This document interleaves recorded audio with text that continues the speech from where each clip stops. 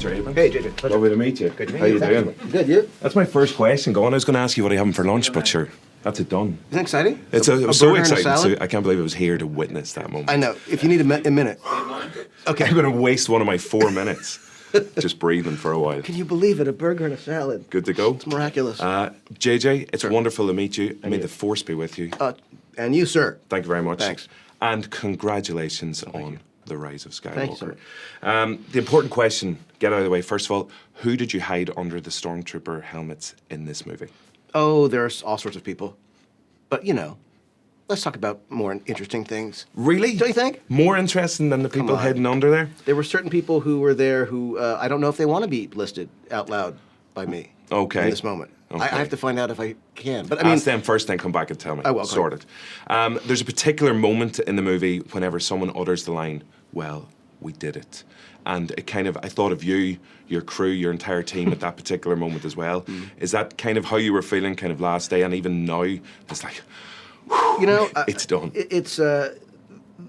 There's so many stages that you get through where you feel like that was a benchmark moment. The truth is that we finished this film, weeks ago, and it was literally coinciding with the beginning of the press tour. Like, there hasn't really been the moment yet of the whew, we're done. There have been so many of them, but truly, I don't think we have been able to really have that feeling yet. But now that you mention it. Take this time now. Just breathe, relax. You're done. Just waste the rest of my interview time. Just relax. Just watching me relax. Yeah, exactly. That'd be weird. We'll do a time lapse. That's fine. Thanks. So, I loved, without giving anything away, I loved the final shot, the final words. Oh, cool. In your own kind of head, in terms of writing it, how far ahead of time did you think, I know exactly where I want to go? We had the ending fairly early. It was weirdly the beginning that was the hardest part, but the ending, was an idea that came up fairly early on, and it adjusted in certain ways, but it was fairly clear that was the the sense of the very ending. Yeah. I felt like a perfect moment. Oh, that's very kind. Thank you. Is there a particular moment in the movie that is inspired by the Goonies? Whenever there is a moment that is definitely Goonie-esque, but. I think every movie should have at least 3 or 4 Goonie-esque moments. At least. Yeah. At least. Yeah, but there is one. Okay, Yeah. perfect. Okay, no, I was wondering because I spotted me and the guy who was watching. We were like, "Is that it? It's the Goonies." Yeah, Well, it's sort of it's in that vein. But I mean, Goonie-esque. it is Goonie-esque, but it's sort of like it's in a kind of not treasure hunt, but a kind of a film like that where you're going after something. There's that sort of That's my ride. I gotta go. Okay, it was really listen, fun though. Thank you so much. That was great. Thank you so much for your time. It's sort of a today. puzzle. It's sort of a puzzle piece moment. Yeah, there's thanks to you, and I want to say thank you on behalf of the people of Ireland. There's a lovely connection between Star Wars and Ireland now. There is. And again, now that everything is behind you, the film that's done, and you kind of distance yourself from that, is there a particular place or a moment that you can look back with really fond memories on in Ireland, or a person even that just kind of stands out now?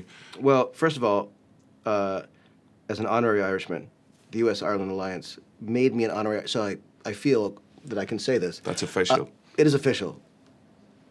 And being married to Kathleen Ann McGrath, I will say this.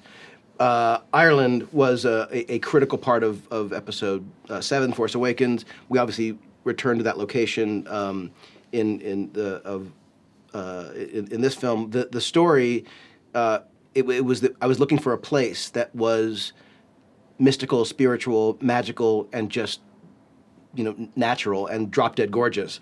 And we looked at tons of images and locations. When I saw Skellig Michael, it just felt like, are you kidding me? This is real? This exists? And then the fact that they let us shoot there, thank you, Ireland, it was the most amazing thing. We were out there for 3 days. Miraculously, those 3 days we were there on Force Awakens, it didn't rain until the very, very end, and we got there and there were, 80 million puffins. And then the next day, 0 puffins.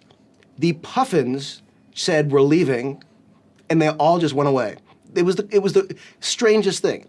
So we were there shooting. No one could believe how gorgeous it was, or that they let us film there. And it's just one of the wonders of the world, and we were honored to be there. So that location, including the people who were so generous, we're just indebted.